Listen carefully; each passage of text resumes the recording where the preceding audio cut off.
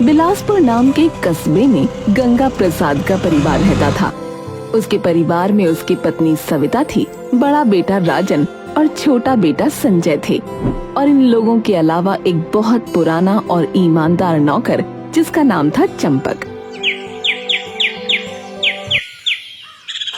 चंपक, अरे ओ चंपक, कहाँ हो भाई? ए जी, मुझसे ज्यादा तो आप चंपक का नाम लेते हो।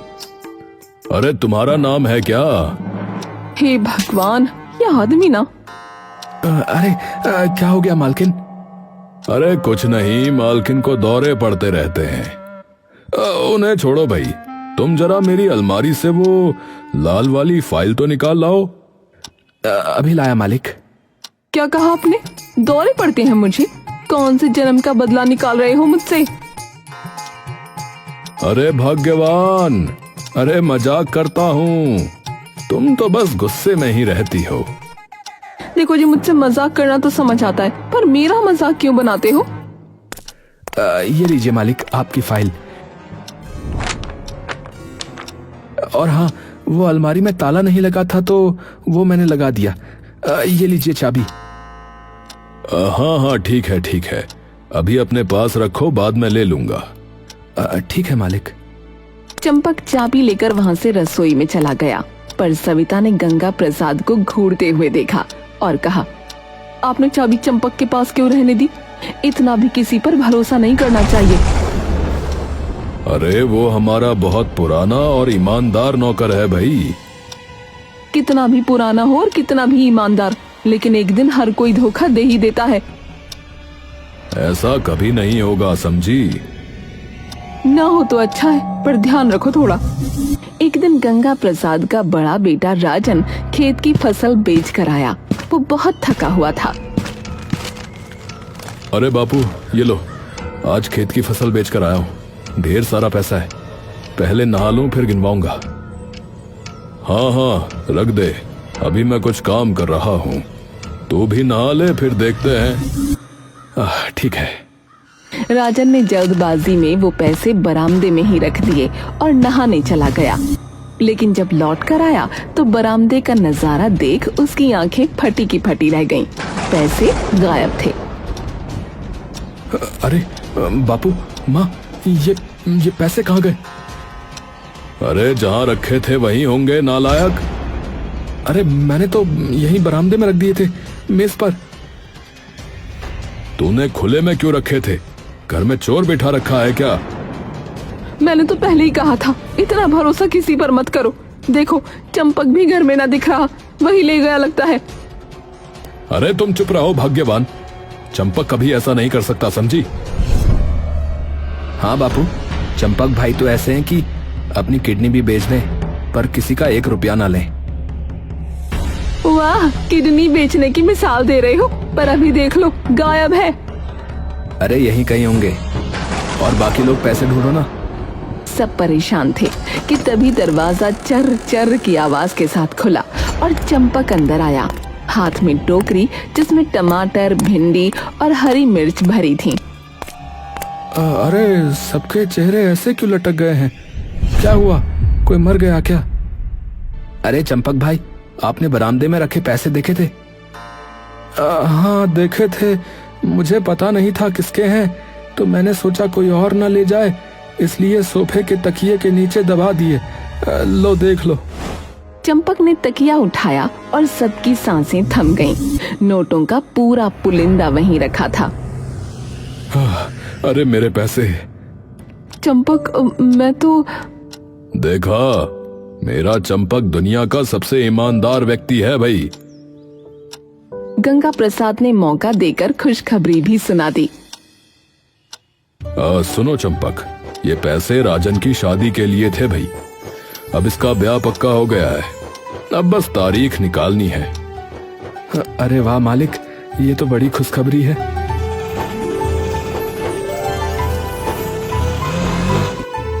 कुछ समय बाद राजन की शादी मीनाक्षी से हो गई और मीनाक्षी अपने साथ अपने मायके से एक नौकर लेकर आई जिसका नाम था मुन्ना।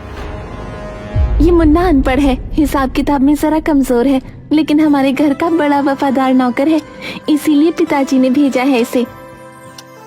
अरे कोई बात नहीं, अब हम दोनों मिलकर काम करेंगे। आओ मुन्ना, चलो रसोई में चलें। हाँ जी, चलो चलो। शुरुआत के दिन अच्छे बीते, लेकिन जल्द ही मुन्ना की हिसाबी हालत सामने आ गई। एक दिन वो लोग राशन रख रहे थे, तब चावल की बोरियां गिनते समय 1 2 3 4 5 6 2 8 और 2 10। अरे ये कैसे 10 हो गई? ये तो सिर्फ 8 है।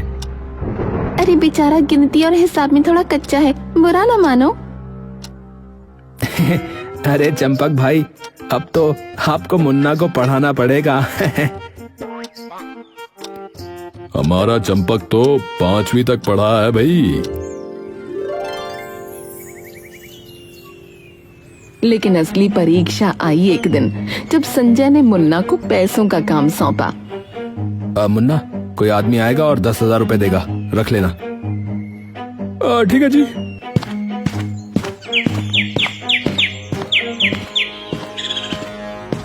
आदमी आया, पैसे दिए और मुन्ना ने बिना गिने रख दिए। लेकिन चंपक ने पैसे गिने तो सिर्फ 9,000 निकले। मुन्ना, इसमें 1,000 रुपए कम है।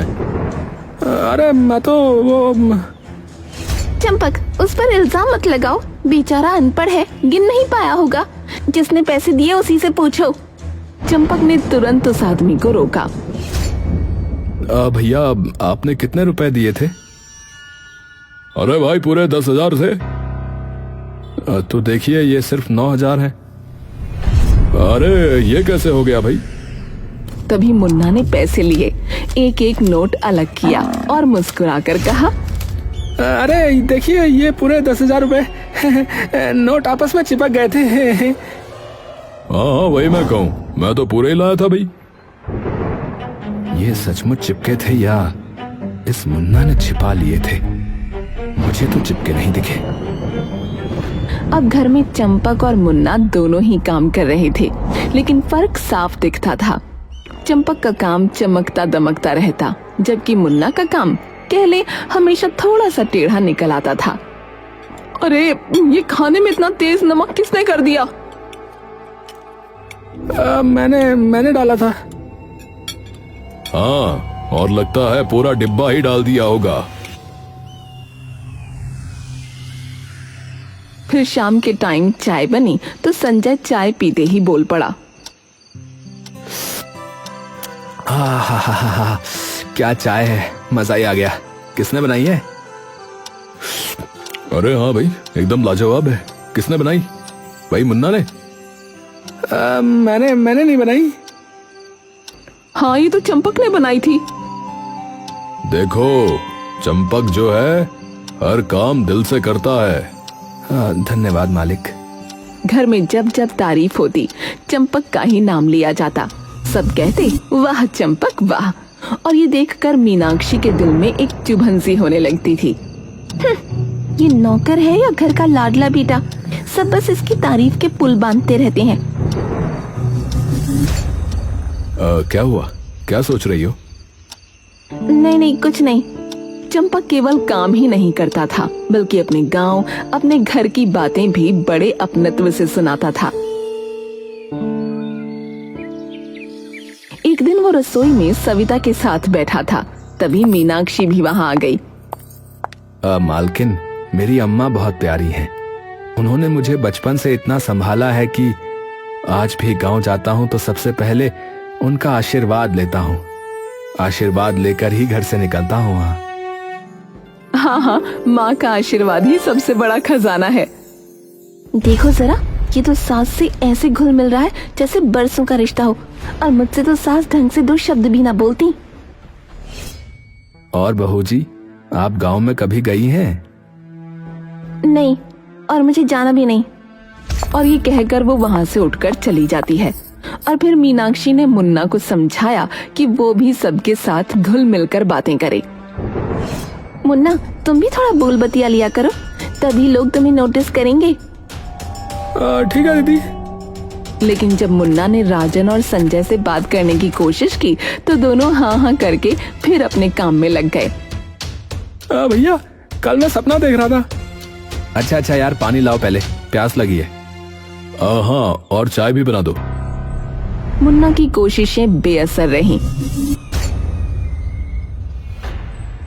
इधर एक दिन अचानक चंपक के पास उसके गांव से फोन आया। अरे चंपकवा, जल्दी आ जा भैया, तेरी माँ की तबीयत बहुत बिगड़ गई है। अरे कह रहे हैं ऑपरेशन करवाना पड़ेगा वरना मुश्किल हो जाएगी भैया। अरे भगवान, अरे मैं अभी आता हूँ, पर आप कौन बोल रहे हैं? अरे भैया हमरी छोड़ो, जल्दी आओ, और हाँ कम से कम 1 लाख रुपया लेकर आना। ठीक है। चंपक ने तुरंत गंगा प्रसाद को सारी बात बताई। मालिक, अम्मा की तबीयत बहुत खराब है बता रहे, उनका ऑपरेशन होना है, मुझे पैसे चाहिए थे। कितने चाहिए? मालिक कम से कम 1 लाख रुपया।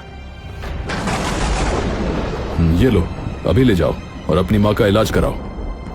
चंपक 1 लाख रुपए लेकर चला गया, लेकिन मीनाक्षी का शक बढ़ गया।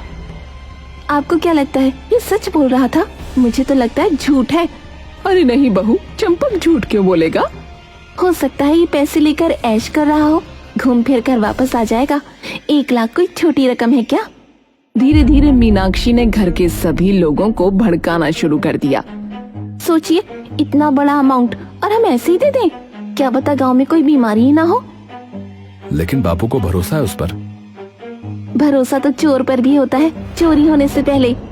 मीनाक्षी की बातें घर में हल्का हल्का जहर घोलने लगी। अब तुम्हें ही अच्छा बनना होगा, काम भी बढ़िया करना और सबके सामने बातें भी करना, तभी लोग समझेंगे असली भरोसेमंद कौन है। हाँ दीदी, मैं कोशिश करूँगा।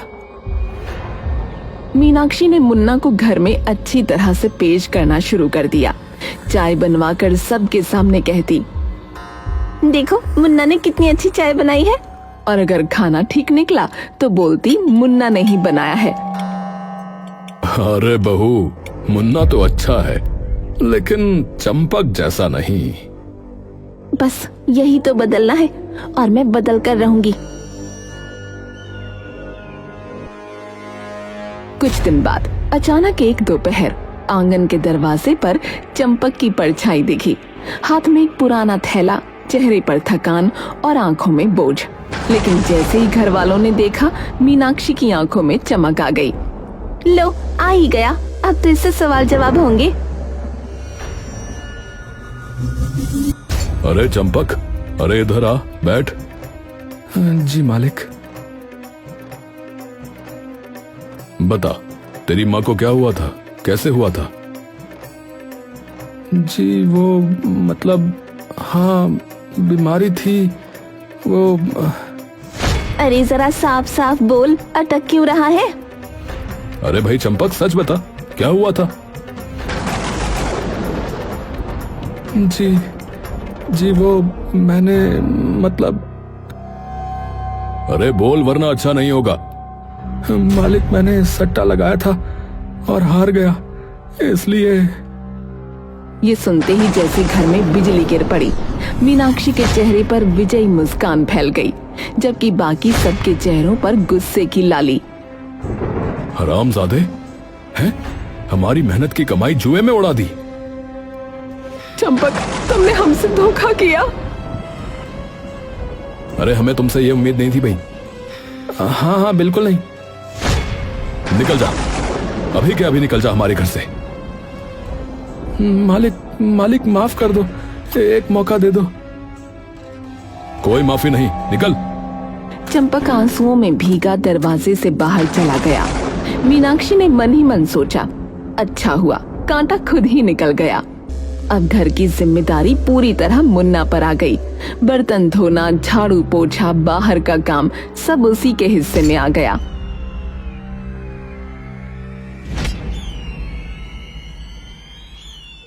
मुन्ना, ये लिफाफा लो, 50,000 रुपए हैं, मोहल्ले में शर्मा जी को दे आओ। ठीक है मालिक, अभी लेकर जाता हूँ। देख रहे हो मुन्ना कितना ईमानदार है, भरोसे के काबिल है। हाँ, अच्छा लड़का है। मुन्ना पैसे देकर लौटा तो गंगा प्रसाद भी खुश हो गया और बाकी सब ने भी उसकी तारीफ की। अच्छा काम किया मुन्ना। हाँ, बिल्कुल सही टाइम पर पैसे पहुंचा दिए। धन्यवाद भैया। कुछ दिन बाद मैं सोच रही हूँ अपने गहने बैंक के लॉकर में रखवा दूं। मुन्ना ले, तू ले जाकर रखा।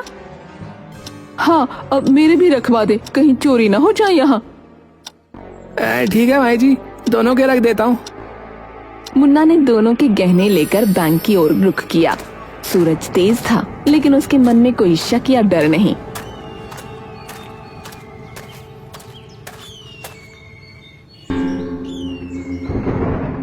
शाम ढलते ही आंगन के दरवाजे पर मुन्ना लौटा, चेहरा पीला, आंखें लाल और होंठ कांपते हुए। अरे, ये क्या हुआ तेरे चेहरे को? मालिक बैंक के सामने से कुछ लोग आए, मोटरसाइकिल पर गहनों का बैग छीन कर भाग गए। मैं कुछ कर न सका मालिक। हाय राम, मेरे गहने! हे भगवान, मेरा सब कुछ चला गया। अरे तूने पीछा क्यों नहीं किया रे? अरे बहुत तेज थे, मैं भाग भी नहीं सका मालिक। अरे ये क्या हो गया? आंगन में मातम सा माहौल छा गया। मीनाक्षी और सविता जमीन पर बैठकर रोने लगीं, पर संजय चिल्लाया, चुप रहो सब, चलो देखते हैं क्या हुआ है। क्या देखेंगे मालिक, मैंने तो बता दिया। चुप, बैंक में सीसीटीवी कैमरा लगा है। अगर बैंक के सामने तुझसे कुछ छीना गया है तो हमें मोटरसाइकिल का नंबर जरूर मिलेगा। हाँ, अब क्या मिलेगा? ऐसे लोग नकली नंबर प्लेट लगाते हैं, कुछ हाथ नहीं लगेगा। मिलेगा या नहीं ये बात की बात है, अभी चलना पड़ेगा ना। सब फौरन बैंक पहुंचे। भाई साहब, जरा 11 से 12 बजे की फुटेज दिखा दीजिए। हाँ जरूर, ये देखिए। सबकी नजरें स्क्रीन पर जमी और अगले ही पल सबके चेहरों का रंग उड़ गया। मुन्ना तो बैंक पहुंचा ही नहीं था। चोरी होना तो दूर, वो गहनों का थैला लेकर कहीं और चला गया था।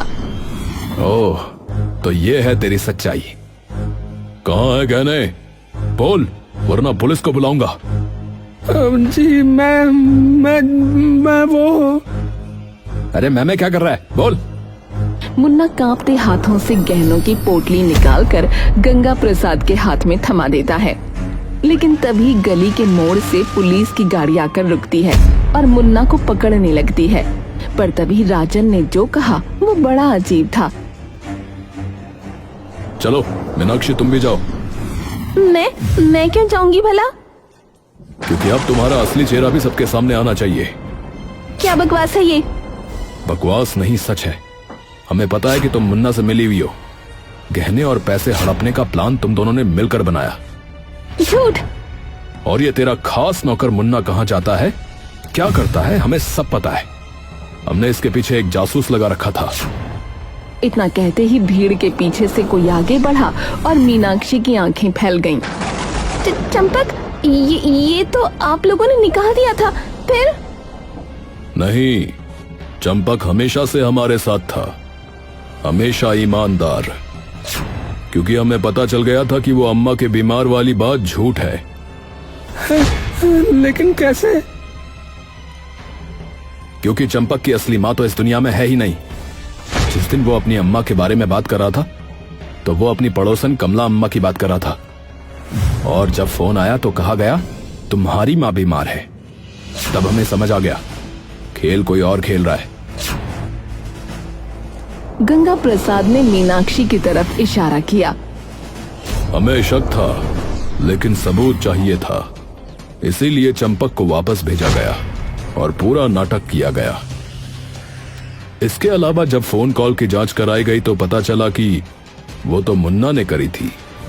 और हाँ मुन्ना, जब हमने तेरे बारे में पूछताछ की तो पता चला कि तू अनपढ़ नहीं बल्कि पढ़ा लिखा है। और मीनाक्षी, जिस तरह तू हर बार इसकी तरफदारी करती थी, सब साफ हो गया। हम बस सही मौके का इंतजार कर रहे थे और आज तुम दोनों रंगे हाथों पकड़े गए। मुझे माफ कर दो। गलती हो गई मालिक, गलती हो गई। गलती नहीं, गुनाह, और गुनाह की सजा मिलती है। पुलिस आगे बढ़ी और दोनों को हथकड़ी पहनाकर ले जाने लगी। भीड़ में सन्नाटा था। मालिक, आपने मुझ पर भरोसा किया, इसके लिए धन्यवाद। अरे ये तो तुम्हारी ईमानदारी का फल है भाई चंपक। तुमने साबित कर दिया कि भरोसा कभी टूटना नहीं चाहिए। पुलिस की गाड़ी धूल उड़ाती हुई निकली और वो लोग चंपक के साथ घर वापस आ गए।